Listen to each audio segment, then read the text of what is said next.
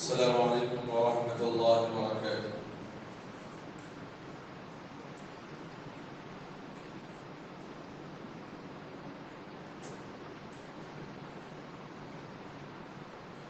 الحمد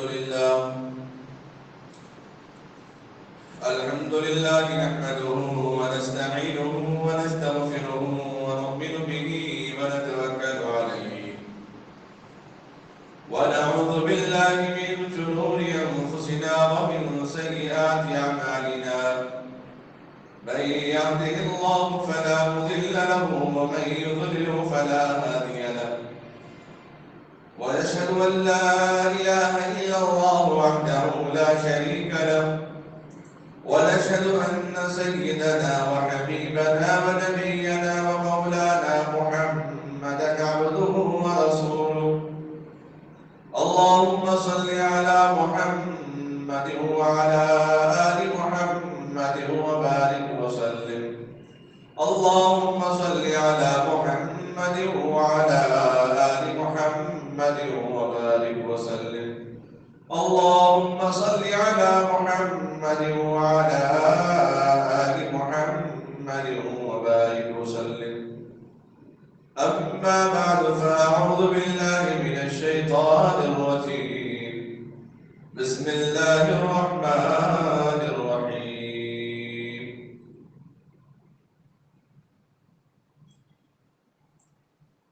قل الروح من أمر ربي وما أوتيتم من العلم إلا قليلا.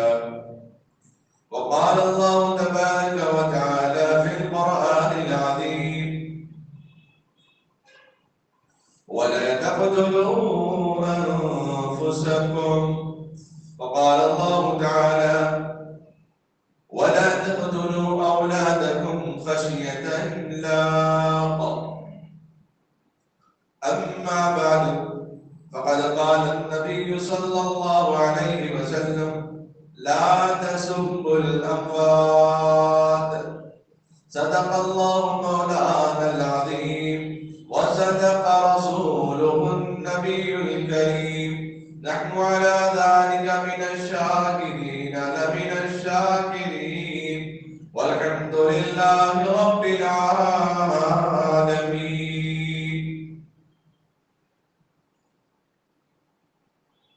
قابل قدر بزرگوں، عزیز نوجوان ساتھیوں، اللہ رب العزت کا بے انتہا فضل اور کرم، اس کا احسان عظیم ہے. اللہ تبارک و تعالی نے بہت بہترین، سلیقہ مند، تہذیب، امن و امان، عافیت والا مذہب ہم کو عطا فرمایا. دنیا کے اندر اس وقت تقریباً 400 مذاہب ہیں، 400 ریلیجنز ہیں، 400 مذہب کے ماننے والے ہیں.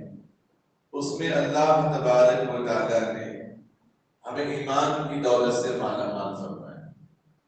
کسی کافر مشرک پیدا نہیں کیا، کسی مجوسیوں میں پیدا نہیں کیا، یہودیوں میں پیدا نہیں کیا، بت پرستیوں کے گھروں میں پیدا نہیں کیا، عیسائیوں کے گھروں میں پیدا نہیں کیا، قادیان میں پیدا نہیں کیا، آج کی پوجا کرنے والوں میں پیدا نہیں کیا.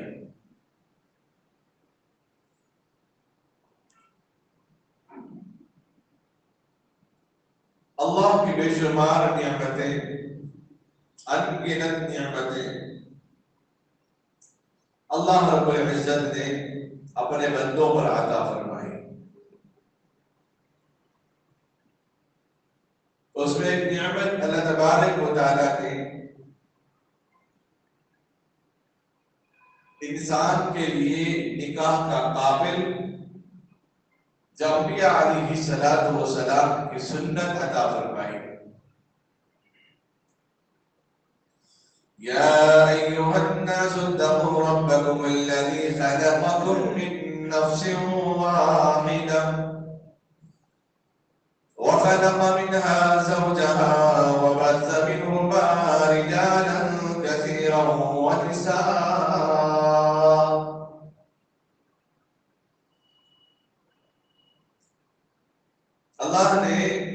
نکاح کے معاملے میں جو ابھی میں بتایا کہ پوری دنیا کے اندر تقریباً 400 مذاہب ہیں، ان 400 مذاہب میں نکاح کا عنوان، نکاح کا مرحلہ، نکاح کی نوعیت، نکاح کا طریقہ مذہب اسلام کے اندر بہت آسان،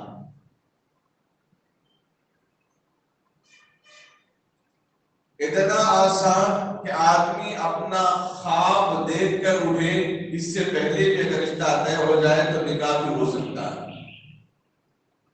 اتنا آسان کہ ایک سرے سے دوسرے سرے تک جا کے آنے سے پہلے نکاح کی محفل منعقد ہو سکتی ہے، نکاح ہو سکتا ہے، اتنا آسان کہ کسی مکان سے گزر گئے اور پتہ چلا کہ وہ گھرانہ دیندار ہے، اس گھر میں دیندار لڑکی ہے، تو بس وہی کھڑے کھڑے دو گواہوں کو، ادھر سے دو گواہ کو بلایا اور نکاح کر دیا، نکاح آسان۔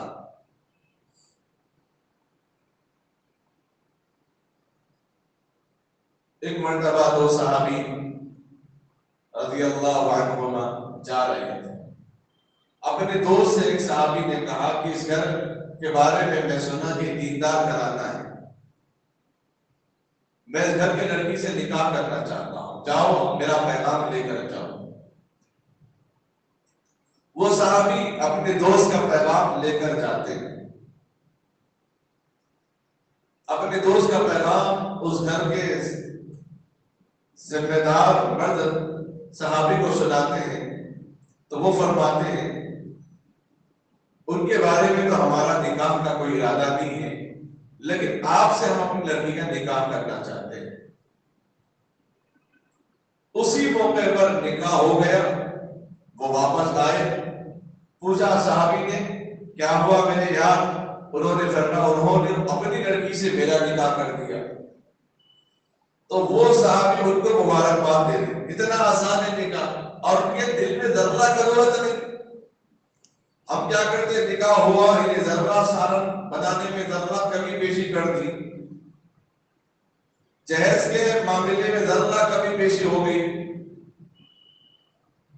یا کسی اور کے کلام میں رہن سہن میں ذرہ کمی بیشی ہو گئی، اچھا رشتہ آیا تھا اس کو چھوڑ کے تیرے کو کر لیا۔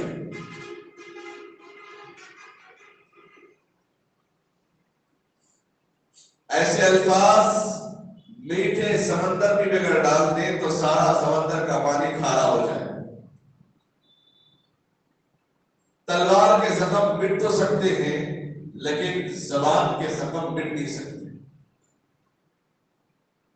اس روئے زمین پر، اس کائنات میں، اس موقع پر سب سے زیادہ مظلوم اگر ٹھہری ہیں تو وہ گھر کی عورتیں۔ نکاح اتنا آسان، ایک صحابی کے کپڑوں پہ زعفران لگا ہوا تھا،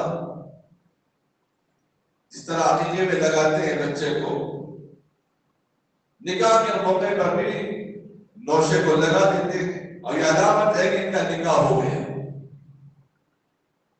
اللہ کے نبی علیہ السلام پوچھتے ہیں کہ زعفران کیسا، تو صحابی فرماتے ہیں کہ رسول اللہ میرا نکاح ہو گیا۔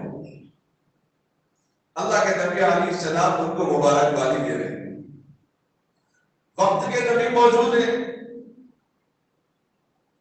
نبی آخر زمان موجود ہے، آپ کو اطلاع نہیں، اسی مقام اسی محلے میں رہ رہے ہیں، نکاح ہو گیا، آپ نے یہ نہیں فرمایا کہ میری موجودگی میں آپ نے نکاح کیا، مجھے نہیں بلایا۔ اگر ہمارے خاندان میں رشتے داروں میں کسی کا نکاح ہو گیا، ہمارے بھائی کے خلیرے خالہ ساس کے بیٹے کا نکاح ہوا مثال کے طور پہ، تو ان کی شادی میں ہمارے کو نہیں بلایا بلکہ ہم پوچھتے اور ہم بھی ان کو نہیں بلاتے اپنے نکاح میں۔ ہمارے سسرال میں شادی کا نکاح ہے تو یہ ڈیمانڈ رکھتے ہمارے جتنے چچا لائے ہیں، خالائے ہیں، سب کو بلانا، تو میں آتا ہوں نا، نہیں آتا ہوں۔ اور یہ نوشے کے جو ہے جس کی شادی ہو چکی، اب یہ ڈیمانڈ ہے کہ میرے سارے پھپھا آئیں گے، سارے خالو خالہ بھی آئیں گے، ان کی فیملی بھی آئیں گی۔ نکاح کا تصور تو عبادت کا ہے، مجمع کو جمع کرنا مقصد نہیں ہے، نکاح کا تصور اس کا اعلان ہے۔ اگر بد کمرے میں بھی دو لوگ گواہ ہوں، ایک گھر کے اندر، بد کمرہ مطلب بد کمرہ نہیں، گھر کے اندر بیٹھے دو گواہ موجود ہو جائیں، نکاح ہو اور اس کا اعلان دو پڑوسیوں کو بھی اگر معلوم ہو جائے تو بس نکاح ہو گئے، تاکہ کسی کے اندر غلط فہمی نہ ہو کہ یہ لڑکا اور لڑکی ساتھ میں ہیں۔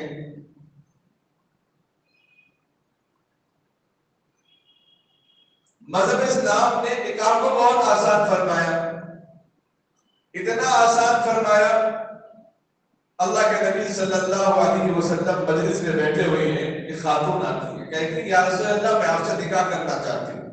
ابھی پردے کی آیتیں نازل نہیں، آپ سمجھیں کہ مجلس چل رہی تو لیڈیز کیسے آئی وہاں پہ؟ ابھی پردے کی آیتیں نازل نہیں ہوئی، اللہ کے نبی علیہ السلام خاموش ہیں، پھر وہ خاتون کہتی ہے یا رسول اللہ میں آپ سے نکاح کرنا چاہتی ہوں، اللہ کے نبی علیہ السلام خاموش۔ پھر تیسری مرتبہ اس نے اقرار کیا یا رسول اللہ میں آپ سے نکاح کرنا چاہتی ہوں۔ اتنے میں ایک صحابی اٹھے، کہنے لگے یا رسول اللہ اگر آپ اجازت دیں تو میں نکاح کر لوں اس خاتون سے۔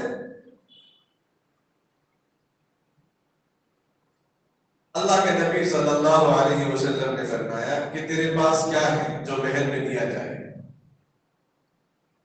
آج لڑکیوں کے رشتے آتے ہیں تو کیا پوچھتے ہیں کیا ہے جو جہیز میں دیا جائے؟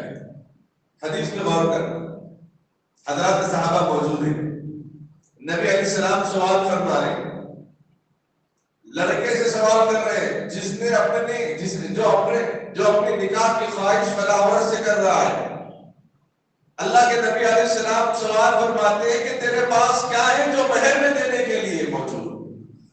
خاتون سے کچھ نہیں کہا کہ تیرے پاس کیا سامان ہے جہیز میں لانے کے لیے۔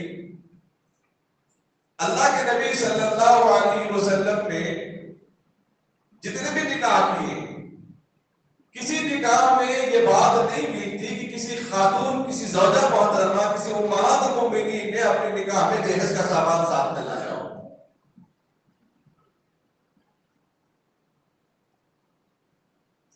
نہ حضرت فاطمہ الزہرا رضی اللہ تعالیٰ کے نکاح میں یہ بات ملتی ہے، نہ عثمان غنی رضی اللہ تعالیٰ کے نکاح میں یہ بات ملتی ہے، نہ حضرت ابوبکر اور عمر رضی اللہ تعالیٰ کے نکاح میں یہ بات ملتی ہے۔ اللہ کے نبی علیہ السلام اس نوجوان سے سوال فرماتے ہیں مہر میں دینے کے لیے تیرے پاس کیا ہے؟ اور نوجوان صحابی کہتے ہیں یا رسول اللہ میرے پاس کچھ بھی نہیں۔ نبی علیہ السلام فرماتے ہیں کیا ایک انگوٹھی بھی ہے لوہے کی، چاندی کی انگوٹھی بھی تو ہے؟ فرمایا یا رسول اللہ وہ بھی نہیں میرے پاس۔ اللہ کے نبی علیہ السلام فرماتے ہیں پھر پوچھا کچھ آیتیں یاد ہے قرآن پاک کی؟ فرمایا ہاں فلاں فلاں صورتیں یاد ہیں۔ آپ علیہ السلام فرماتے ہیں جا میں تیرا نکاح اس عورت سے کر دیتا ہوں، تجھے جتنی صورتیں یاد ہیں وہ صورتیں اس عورت کو یاد دلا کہ تیرا مہر ہے۔ اسلام کو قرآن کو عام کرنا بھی مقصد تھا، لیکن بغیر مہر کے آپ نے اس وقت کی نکاح نہیں کر پائے، کیونکہ آپ صلی اللہ علیہ وسلم امت کے ولی ہیں، آپ خود اہل نکاح کر سکتے جس کا چاہے جس سے۔ تو اللہ کے نبی علیہ السلام نے اس نوجوان صاحب سے پوچھا کہ تیرے پاس کیا ہے؟ نکاح کا طریقہ تو یہ تھا۔ نکاح کا تصور مذہب اسلام میں آدم علیہ السلام سے ہوتا ہے۔ آدم علیہ السلام سے لے کر آقا نامدار تاجدار مدینہ محمد رسول اللہ صلی اللہ علیہ وسلم تک جتنے حضرات انبیاء علیہ السلام کی دنیا کے اندر تشریف لائے، سارے انبیاء نے نکاح کے تصور میں مہر کو مقدم رکھا۔ بغیر مہر کے کسی نبی نے نکاح نہیں کیا۔ نکاح کا تصور مہر سے ہوتا ہے، نکاح کا تصور نان نفقے سے ہوتا ہے، نکاح کا تصور کیا وہ نوجوان اس قابل ہیں کہ وہ جس سے وہ نکاح کرنا چاہتا ہے وہ اس کو سنبھال سکے، اس کے دان نفلے کو ادا کر سکے، اس کے اخراجات کو برداشت کر سکے۔ شریعت اسلام نے ہمیشہ یہ تعلیم دی ہے، بچہ بالغ ہو جائے تو ماں باپ کے لیے اب ذمہ داری ہے کہ وہ اس کا نکاح کر دے۔ ایک موقع پر نکاح واجب ہو جاتا ہے، ایک موقع پر سنت ہے، ایک موقع پر نکاح کرنا گناہ ہے۔ نکاح واجب اس وقت ہوتا ہے بچہ صاحب استطاعت ہو، اس کے پاس مال بھی ہے، اس کے باپ کے پاس مال ہے اور وہ بالغ ہے، پھر غلط نظریہ اس کے ذہنوں میں پیدا ہوتا ہو، برے وسوسے اس کے اندر خیال پیدا ہوتے ہو، علیادیت اگر اس کے اندر داخل ہو رہی ہو، زنا کے اشارے اگر کسی سے لینے کا ارادہ رکھتا ہو، تو ماں باپ پر واجب ہے کہ فوراً اس لڑکے کا نکاح کر دے۔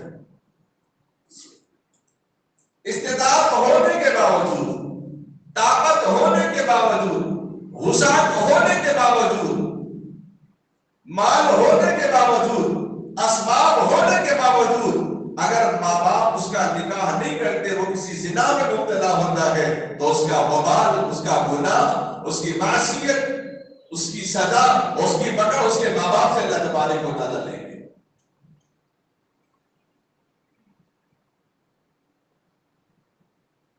دوسرا سنت، والد ہے، صاحب استطاعت ہے، لیکن اپنی جوانی کو برقرار رکھا ہوا ہے،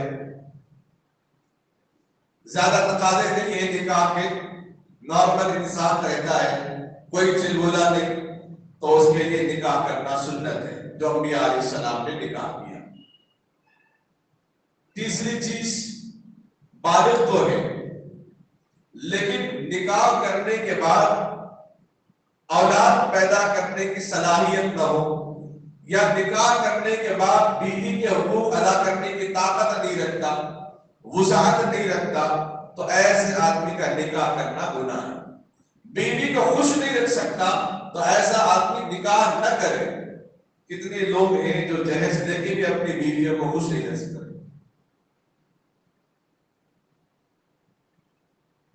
شریعت اسلام میں سب سے اولین درجہ اللہ رب العزت کی وحدانیت، اس کی عبادت کا ہے۔ دوسرا درجہ اللہ نے ماں باپ کا بیان فرمایا، اور تیسرا درجہ اپنے گھر والوں کا، اپنے اہل و عیال کا بیان فرمایا ہے۔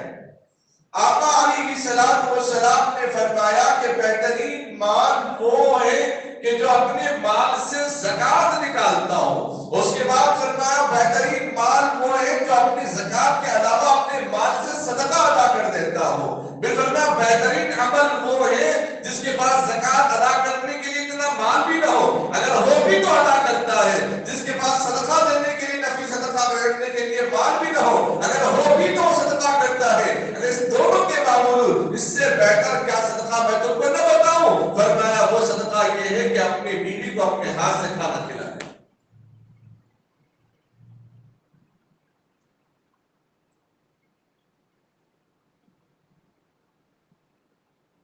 شریعت اسلام میں بنیادی معاملات، بنیادی تعلقات، جہاں سے انسان 24 گھنٹے والی زندگی، 24 گھنٹے والے اعمال کے اندر تذبذب کا شکار نہ ہو، سکون اطمینان عافیت کی زندگی گزارے، ان بنیادی چیزوں کو اللہ نے قرآن کریم میں مقدم بیان کروایا۔ احادیث کے اندر پہلے ان چیزوں کو اللہ تبارک و تعالیٰ نے بیان فرمایا ہے۔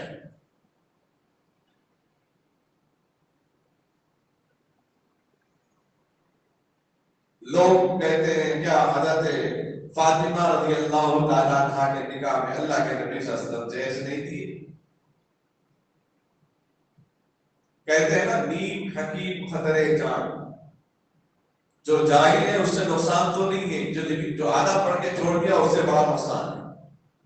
جو جاہل ہے انہیں بولے گا میرے کو تو نہیں آتا کرنٹ کا کام، جو تھوڑا سیکھ کے چھوڑ دیا انہیں بولے گا میرے کو آتا کام، وہ آ گیا پوری ویلی کی جلا دیا۔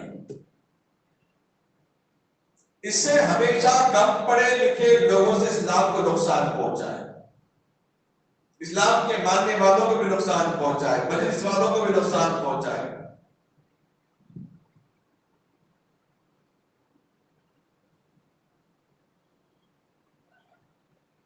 آقا سرکار دو عالم صلی اللہ علیہ وسلم کے پاس حضرت ابوبکر، حضرت عمر رضی اللہ تعالیٰ نے حضرت علی کو بھیجتے ہیں، جاؤ تم اپنے نکاح کی درخواست کرو فاطمہ الزہرا رضی اللہ تعالیٰ عنہا سے۔ یہ مستحب ہے لڑکیوں کے پاس رشتے بھیجنا، یہ نہیں کہ لڑکے وہ لڑکی والے آ کے ہمارے کو پوچھنا تو ہمارا ڈیمانڈ بڑھ جاتا، ہم نے کو پوچھنا، گویا کہ ہم زبردستی بنانا چاہ رہے ہیں کہ لڑکا نہیں ہے ہمارا، یہ لڑکی ہے، دعائیں چاہ کے پوچھو رشتہ۔ عملاً یہی بات ہے۔ حضرت علی رضی اللہ تعالیٰ کو حضرت عمر اور حضرت ابوبکر صدیق رضی اللہ تعالیٰ ہمت دلاتے ہیں، تو حضرت علی رضی اللہ تعالیٰ جاتے ہیں، اللہ کی طرف سے پہلے پیغام آ چکا تھا اور اپنا پیغام سناتے ہیں تو اللہ کے نبی علیہ السلام فرماتے ہیں علی تمہارے پاس کیا ہے؟ اب کیا پوچھتے نکاح میں جب چلے گئے کیا دے سکتے آپ بچے؟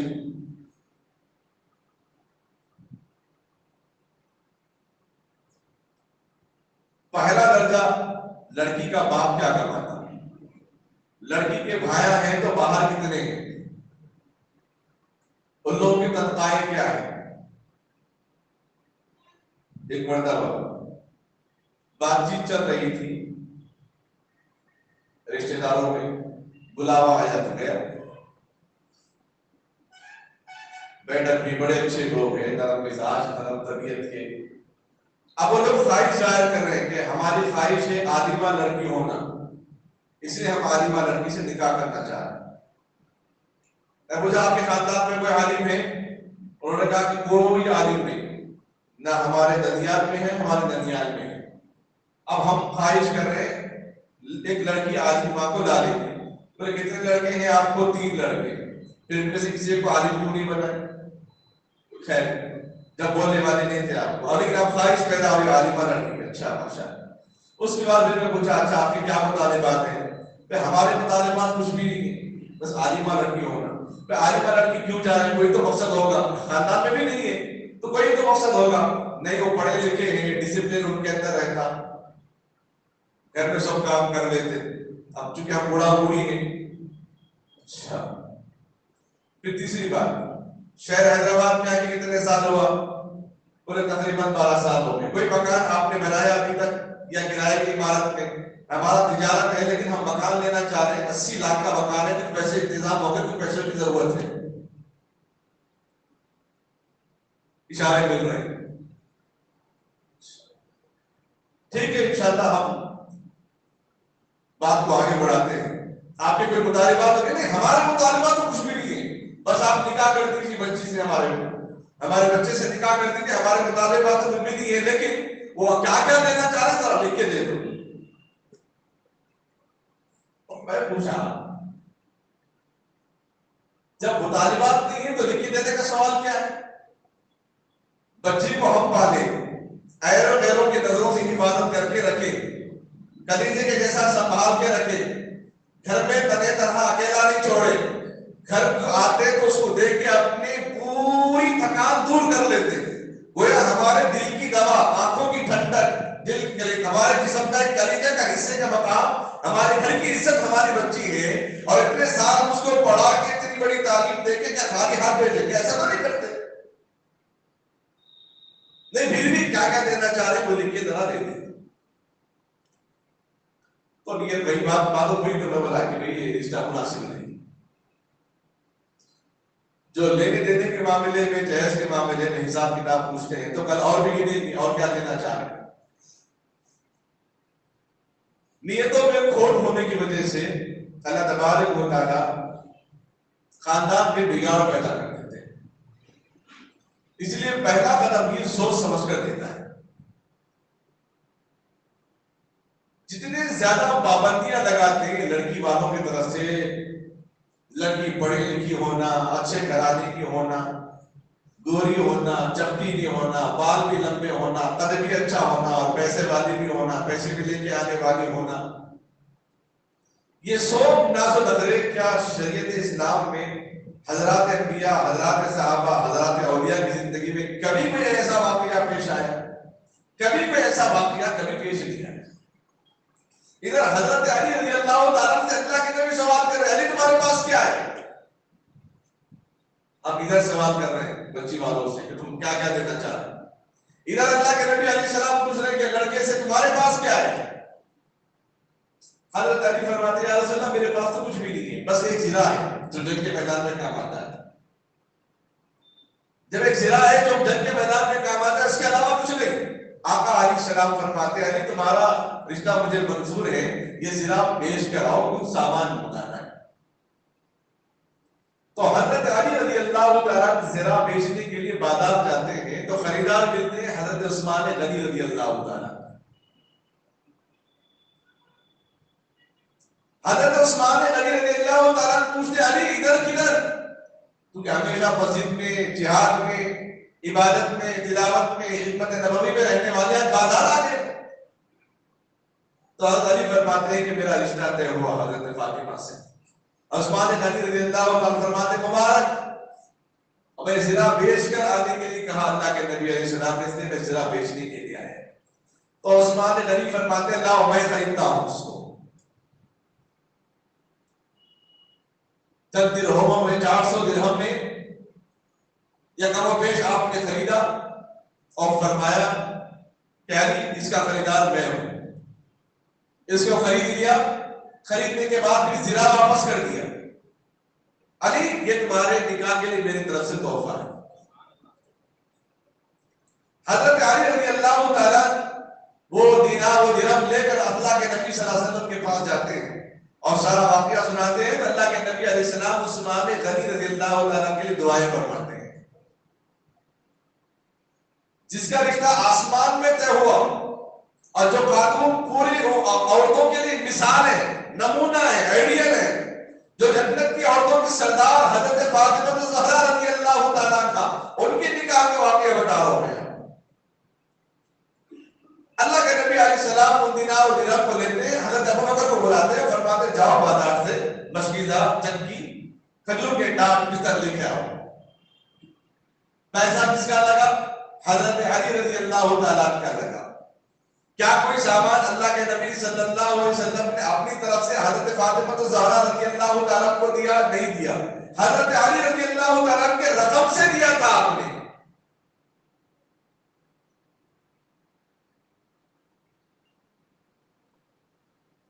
یمن ایک ایسا ملک ہے جہاں پر اکثر و بیشتر جب رشتے آتے ہیں تو لڑکی والے پوچھتے ہیں لڑکا کتنے حج کر کے، جو جتنے زیادہ حج کر کے اس کو اپنی لڑکی دے دیتے۔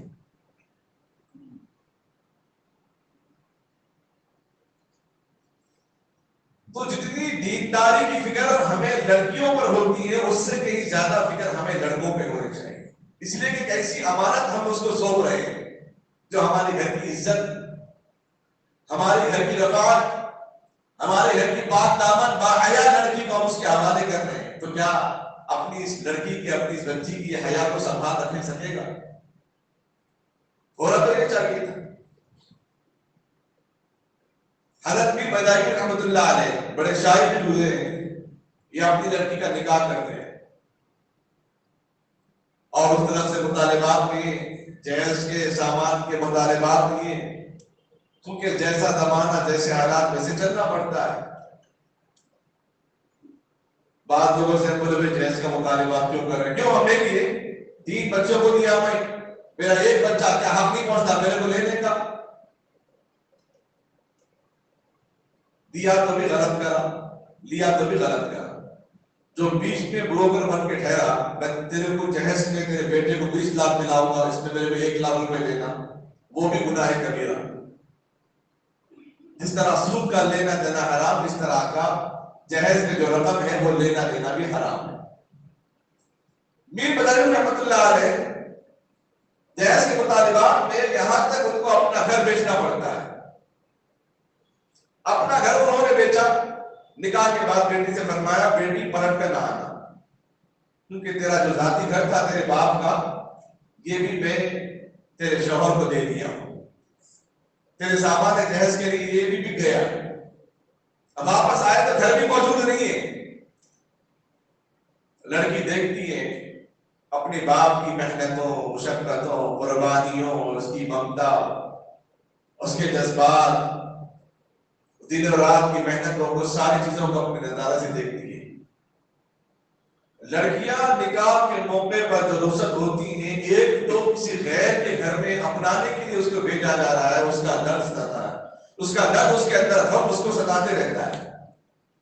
دوسرا غم یہ ہے کہ گھر سے میں دور ہو رہی ہوں، اور تیسرا غم یہ ہے کہ میرے نکاح کے لیے میرے بھائی، میرے باپ نے اتنا بڑا خرچہ کیا ہے، گویا میں گھر سے تو جا رہی ہوں لیکن میری یادیں خرچ کے نام پہ گھر میں موجود ہیں۔ میں تو گھر سے جا رہی ہوں لیکن سود کے نام سے میرا نام ابھی بھی گھر میں زندہ ہے، چونکہ میرے نکاح کے لیے اب لوگ بولتے اچھا رشتہ آیا، بولا اللہ کیا کرو خطیب صاحب، اس لیے سود کے پیسے لے کے آیا، فوراً جو ہے نکاح کر۔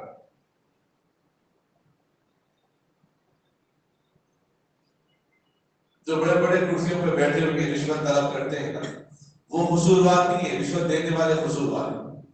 دینے والے اگر یہ رواج آگے نہ کرتے، حکومتی قوانین کے حساب سے اگر کام لیتے، تو انہیں بھی ایمانداری کے ساتھ کام کرتا۔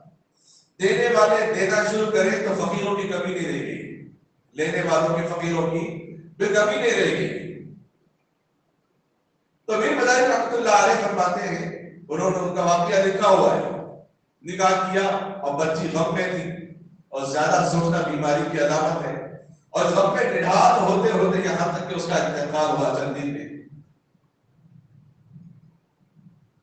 میر مداری رحمۃ اللہ علیہ جب ان کو اس کی اطلاع ملی، اندازہ لگایا اس باپ پہ کیا گزرتی ہوگی کہ جس کا باپ اپنی لڑکی کے نکاح کے لیے اپنے گھر تک کو پیش کیا، زندگی کی ساری پونجی اس نے خرچ کی، زندگی کی ساری کمائی اس نے برباد کر دیا، زندگی میں خون پسینہ کر کے جتنا مال کمایا تھا وہ سارا کا سارا اپنی بیٹی کی خوشی کے لیے اس نے برباد کر دیا ہے، اپنی عزت کو کسی اور کے گھر کی عزت بنایا، اپنی عزت کو کسی اور کے گھر کی عزت بنایا، اپنے گھر کی زینت کو کسی اور گھر کی زینت بنایا، اپنے گھر کی رونق کو کسی اور کے گھر کی رونق بنایا، اپنے گھر کی رحمت کو کسی اور کے گھر کے اندر بھیج دیا۔ وہ رحمت جو چند دن پہلے کوئی غیر مرد دیکھتا تو برداشت نہیں ہوتا، وہ رحمت جو گھر میں تنہا اکیلے رکھنے کو برداشت نہیں کرتا، وہ رحمت جس کو اکیلے تنہا باہر بھیجنے کو برداشت نہیں کرتا، آج کسی مرد کو اس قابل سمجھا کہ یہ مرد ہے، یہ انسان ہے، یہ مخلوق ہے، یہ خلیفہ ہے، یہ ابن آدم ہے، یہ اس قابل ہے کہ میری لڑکی کو سنبھال سکتا ہے، لیکن آج وہ لڑکی اس دنیا میں نہیں رہی گئی۔ اندازہ لگائے اس کے ہاتھ پہ، اس کے باپ پہ کیا گزری ہوگی، اس کے ماں پہ کیا گزری ہوگی۔ لیکن ماں باپ تو چاہتے ہیں کہ بیٹی گھر میں اور رہے، لیکن دنیا کوستی ہے، جب سے بچی بڑی ہوتی ہے دنیا کوستی ہے کہ رشتہ دیکھے نہیں دیکھے، ذرا رنگ ایسا ہے ابھی سے دیکھنا تھا، ذرا ہندی ہے ابھی سے دیکھنا تھا، ذرا ایسا ہے ابھی سے دیکھنا تھا، ذرا عیب ہے اس کے اندر ابھی سے دیکھنا تھا۔ اب یہیں سے ان کی بے چینیاں، بے قراریاں شروع ہو جاتی۔ اب رشتہ دیکھنے کے لیے بھی جو لوگ آتے ہیں، اللہ رحم کرے، اللہ ان کے مانگنے پر رحم فرمائے۔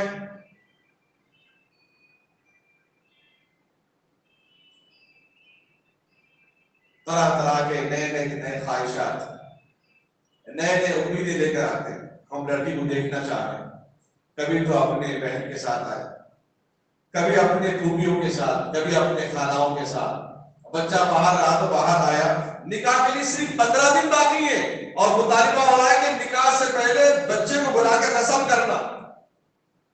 چند مہینے کی بات بتاؤ، 15 دن نکاح کے لیے طے ہے، پھر رسم اس کے بعد پھر وہ سانچہ کیوں ہونا ہے، وہ بھی شادی خانے میں ڈیمانڈ ہے۔ 15 دن میں باپ کیا کیا پاپڑ بھیجے گا، 15 دن پہ رسم بھی شادی خانے میں کرنا ہے، سانچہ بھی شادی خانے میں کرنا ہے، اور شادی بھی شادی خانے میں کرنا ہے۔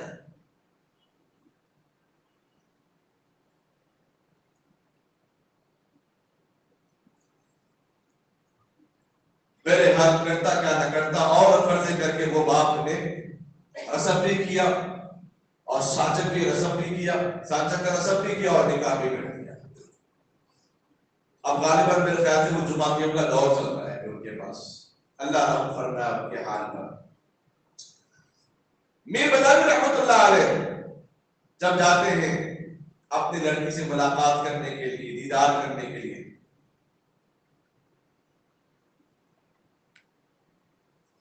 اور جا کر کے مصرع، چونکہ آپ شاعر بھی تھے،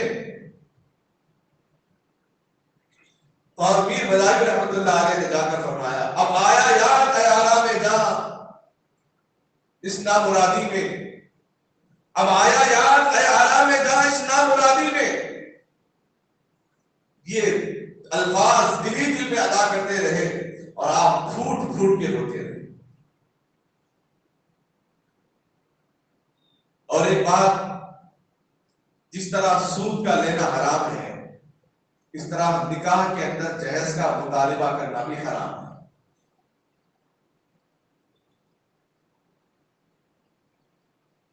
جس طرح سود کے کاروبار کرنے والے کے گھر میں کھانا کھانا منع ہے، اس طرح جہیز کا مطالبہ کریں گے، اس کی جہیز کی رقم سے کوئی اگر ولیمہ کرتا ہے تو اس کا ولیمہ کھانا بھی ناجائز ہے۔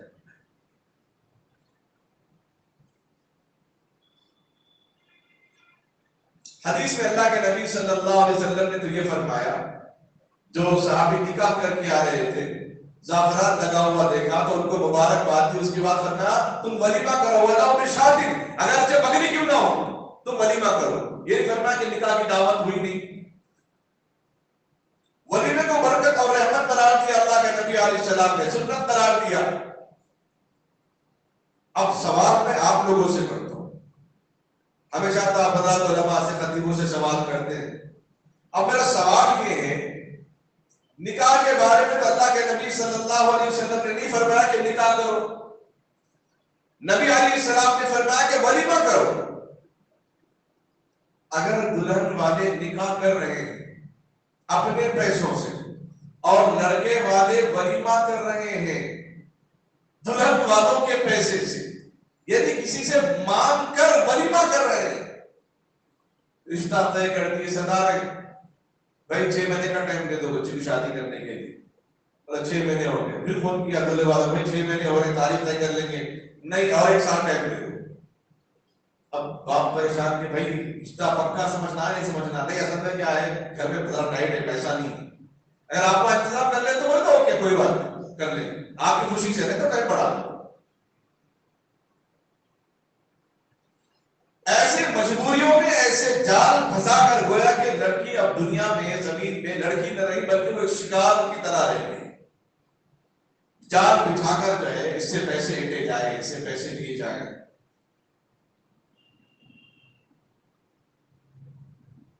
بہت بڑا گناہ ہے۔ اگر کسی نے رقم لیا شادی وغیرہ میں جہیز کے نام پر تو ان پر ضروری ہے کہ وہ رقم واپس کر دیں۔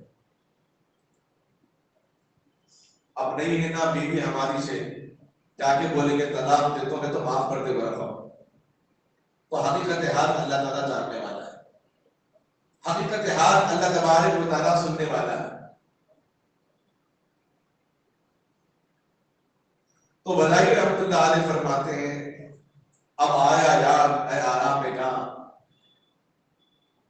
دوسرا مصرع فرمایا، کفن دینا تجھے بھول گئے تھے سامان شادی، میں تو سارا جہیز تجھے دے دیا لیکن ایک کفن دینا میں تجھ کو بھول گیا۔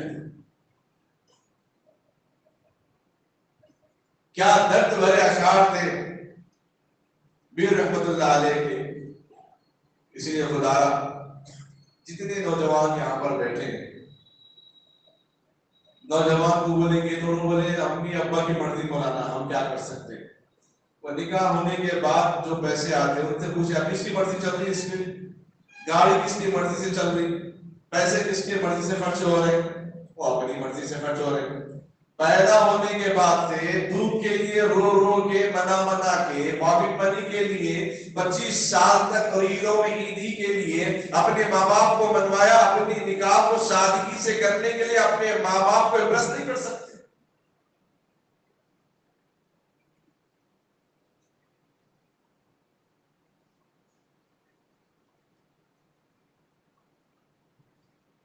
علماء نے فقیروں سے بھی بدتر کہا ان حضرات کو جو جہیز کے نام پہ پیسہ یا سامان مانگتے ہیں۔ اچھا، جو لوگ اعلان کرتے ہیں مسجدوں پہ غریب بچی ہے بھائی، فلاں صاحب کی بچی ہے، شادی ہے، آپ کے اعلان آیا تو اس اعلان کو بدل دینا۔ غریب لڑکا ہے فلاں صاحب کا جو بیوی کو پال نہیں سکتا، اس کے لیے اخراجات کی ضرورت ہے، ایسا اعلان ہونا چاہیے۔ صحیح اعلان تو یہی ہے۔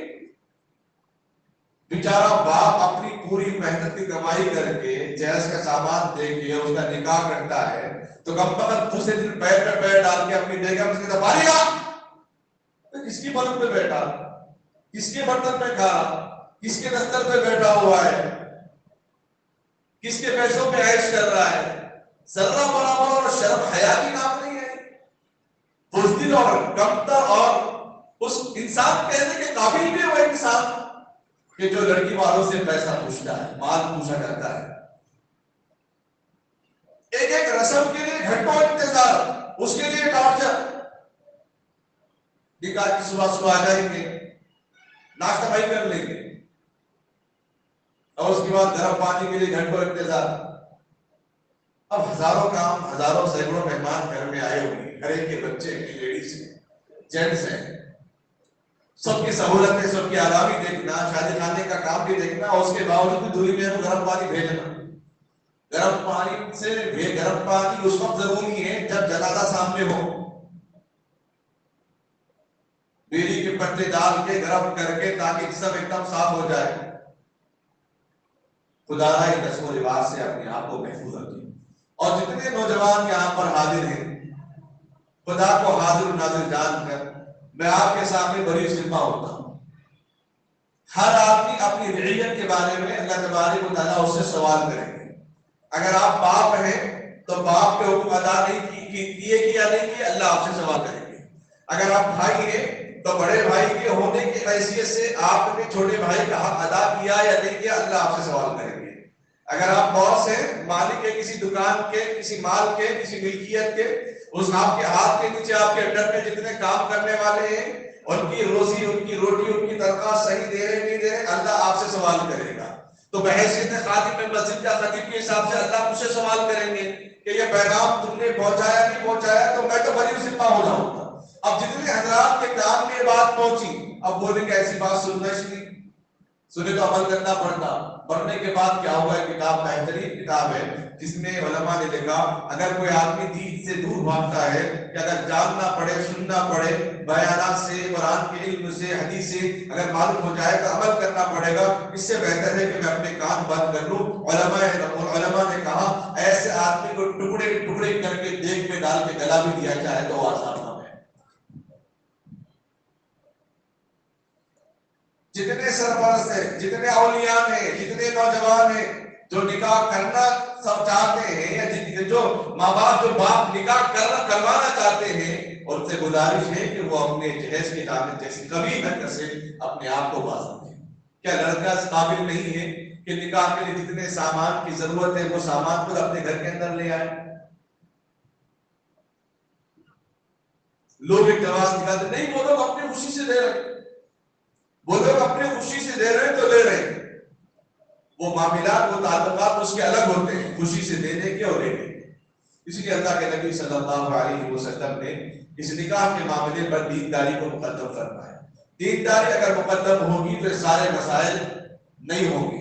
اور دوسرا، نکاح کرنے کے لیے طے کر لیں کہ ہماری طرف سے کوئی مطالبہ نہیں ہوگا جائیداد کا۔ ہاں، آج ضرورت اس بات کی ہے جو بہنوں اور بیٹیوں کو جو جائیداد کے ترکے میں، وراثت میں جو حصہ نہیں دیا جا رہا ہے، اس کے خلاف آواز اٹھانی چاہیے، جہیز کو دبا دینا چاہیے، بیٹیوں کے حقوق جائیداد کے حساب سے ان کو ادا کر دینا چاہیے۔ اور دوسری بات، نکاح کو مسجد میں حد تک امکان کرنے کی کوشش کریں۔ کھانے کا قصہ ختم، نکاح مسجد میں ہو گیا اور رخصتی گھر سے ہو گئی ختم، جس میں کوئی بارات نہیں، جس میں کوئی ڈھول ڈھملا نہیں، کوئی ناچ گانا نہیں، کوئی خرافات، کوئی بدعات نہیں. ان المبذرین کانوا اخوان الشیاطین. اسراف کرنے والا تو قرآن نے کہا یہ تو شیطان کے بھائی ہیں، یہ تو شیطان کے بھائی ہیں. اور خدا اپنی زندگی اور آخرت کی بھلائی اگر ہم چاہتے ہیں تو لڑکیوں کو اور اپنے گھر کی بہوؤں کو یا اپنے گھر کی بیٹیوں کو کسی اور کی بیٹی کو اپنی بیٹی بنا کر لائے ہیں، ان کے لیے کسی قسم کے تنزیہ الفاظ استعمال نہ کریں. اللہ اور اس کے رسول صلی اللہ علیہ وسلم کو ایسے لوگ بالکل ناپسند ہیں. معاشرہ بھی ایسے لوگوں کو پسند ہی نہیں کرتا ہے.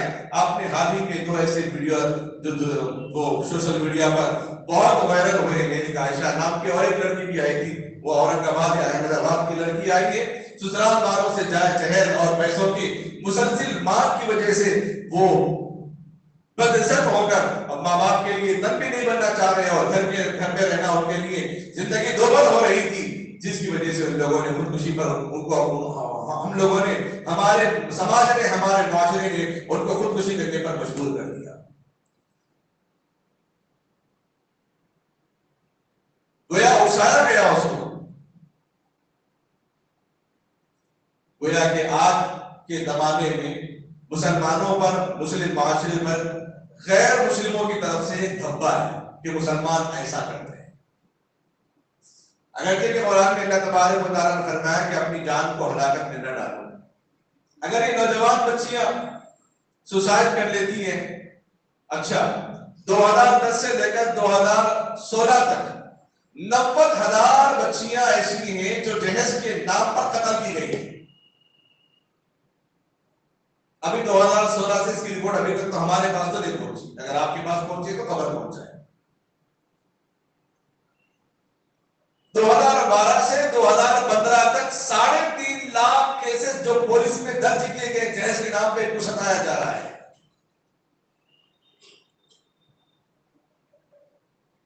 خدا غضب نازل کرے گا ایسے گھروں میں، خدا قہر نازل کرے گا ایسے گھروں میں.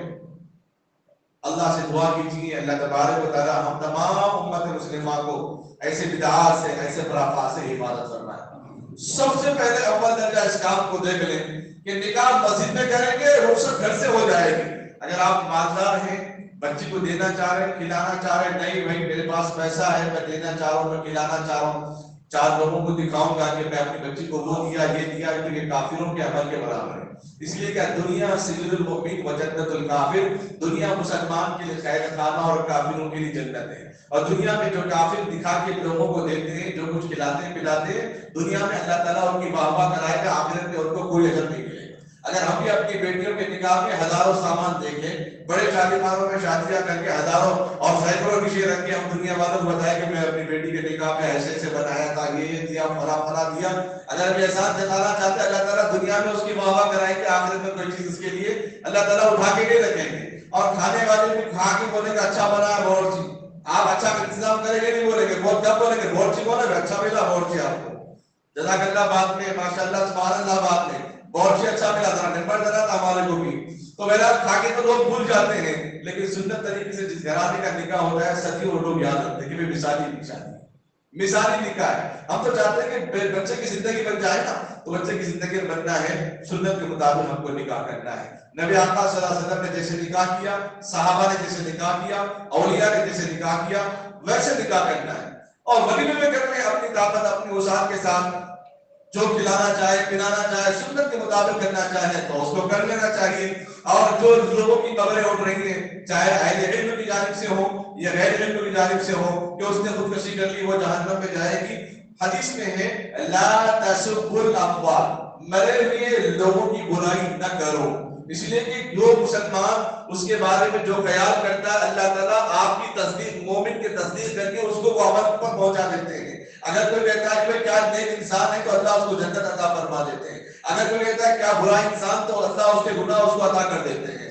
اور زندہ لوگوں کی غیبت کر کے تو بچ سکتے ہیں، لیکن مردہ لوگوں کی غیبت کر کے بچ نہیں سکتے.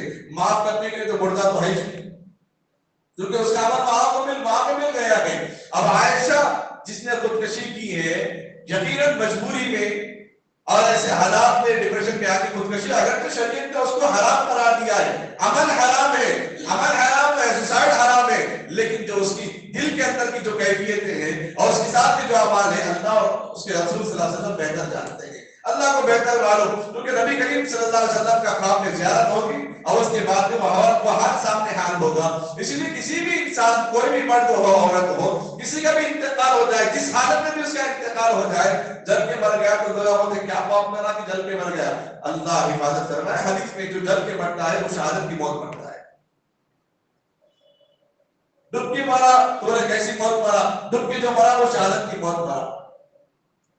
حادثات میں مر گیا، بولے کیسے حادثات میں مر گیا؟ حادثات کی موت بھی شہادت کے درجے میں، یا تو آ رہا یا تو جا رہا. آ رہا تو یا تو روزی لے کے آ رہا، جا رہا تو روزی کے لیے جا رہا. جو اپنی کمائی اپنے گھر کے عزت کے لیے، اپنی روزی روٹی کے لیے کماتا کماتا اگر کوئی مر جاتا ہے تو اس کے لیے تو شہادت کا درجہ ہے. کیا گورنمنٹ کے اپلائی ملازمت کرنے والے ملازمت کرتے کرتے اگر اس کا انتقال ہوا تو پیسے دگنا اس کو نہیں ملتے؟ اس لیے کسی کو برا کہنے سے پہلے 10 مرتبہ سوچ لیں کہ شہری اعتبار سے میں صحیح کہہ رہا ہوں کہ غلط کر رہا ہوں. اس لیے اس چیز کو یہ بات غور اور فکر کر لیں. اصل میں ہمارا وقت کی بھی تنگامانی ہے. ابھی تو مہمان شروع کر رہا تھا. اصل میں ہمارا کام غیر مسلموں میں اسلام کا پیغام عام کرنا ہے. اصل میں ہمارا کام غیر مسلموں میں قرآن کا پیغام پہنچانا تھا. لیکن ہمارے معاشرے کے اندر نکاح کے نام پہ، جہیز کے نام پہ، سود کے نام پہ، حرام کے نام پہ، زنا کے نام پہ، شراب کے نام پہ اور ایک دوسرے کے جائیداد کے ہڑپ کے نام پہ اتنے مسائل پیدا ہوئے ہیں کہ ابھی ہم اسی مسائل میں گھرے ہوئے ہیں. ان سے فرصت ملے گی تو ہم غیر مسلموں کے پاس جا کے اسلام کی دعوت دیں گے. اس لیے خدا را جو اصل بنیاد ہے اس کی فکر کرنے کی اللہ ہمیں اور آپ کو توفیق عطا فرمائے. اور اس بات کو میں بڑے ایمانداری کے ساتھ کہتا ہوں، میں اپنی ذمہ داری سے ہاتھ بری ذمہ ہوں. جتنے حضرات جن کے سرپرست یہاں پر بیٹھے ہیں، نوجوان کے جن کا نکاح نہیں ہوا، جو نوجوان نکاح کی عمر کے پہنچ چکے ہیں، وہ اپنا نکاح اگر سادگی سے کرتے ہیں بہت اچھی بات ہے. اگر سادگی سے نہیں کرتے ہیں کیونکہ انسان ہے، کب کیا پتا ہے پتا نہیں. لیکن سوال اللہ اگر مجھ سے کریں گے تو میں تو کہہ سکتا ہوں اللہ ایک امانت کی، اگرچہ کہ میں بولے گا ہوں ایک امانت کی اللہ میں امانت ان لوگوں کے حوالے کر دیا. عمل کرنا نہ کرنا ہر ایک انسان کے اپنے اختیار میں ہے.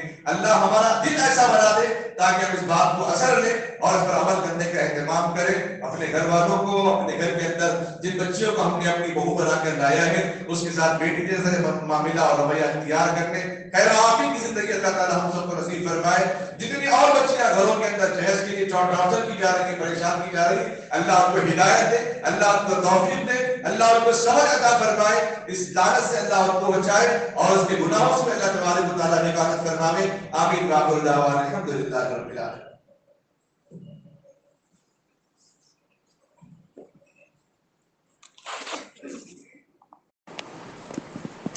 اصل میں آج کا عنوان ماہ رجب کے سلسلے میں معراج النبی صلی اللہ علیہ وسلم کا تھا، لیکن حالات کی نوعیت کو دیکھتے ہوئے جہیز کا عنوان رکھا گیا تھا.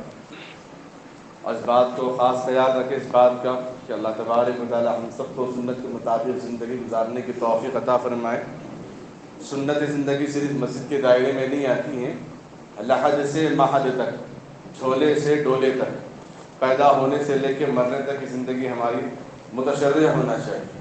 ہمارے کسی بھی مرحلے میں، کسی بھی زندگی میں، کسی بھی موڑ میں، کسی بھی معاملے میں، کسی بھی رابطے میں، کسی بھی ضابطے میں، کسی بھی تعلقات میں اللہ اس کے رسول صلی اللہ علیہ وسلم کی مخالفت نہ ہو. اپنے عمل میں، اپنے کردار میں کسی اولیاء کی، کسی بڑوں کی بے ادبی نہ ہو. یہ بہترین زندگی ہے انسان کے لیے. تو اس لیے آج کل کے حالات کے حساب سے اپنے بچوں کے اندر بھی دینی تربیتی مسائل سے واقف کرانا ضروری ہے. اور اس کے لیے سب سے بہترین عمل یہ ہے کہ بچے کے پیدائش سے پہلے، پیدائش کے بعد ہی جب بچہ بولنے لگے تو تبھی سے بچے کے اندر خدا کی وحدانیت، خدا کی بڑائی، خدا کی کبریائی، خدا کی طاقت، خدا کی رحمت، خدا کی نعمت اور خدا کے نظام کو اگر بچے کو ہم سمجھائیں گے تو بڑا ہونے کے بعد چاہے دسیوں لوگ اس کو بھٹکائیں کہ عامل کے پاس چلنا ہے، کام نہیں بن رہا، تو بولے گا نہیں، کرنے دھرنے والی ذات اللہ کی ہے. جو اللہ سے ہوتا ہے وہی کام ہوتا ہے، جو اللہ نہیں چاہتا وہ کام نہیں ہوتا. یقین ہمارے اندر بٹھانا ہے.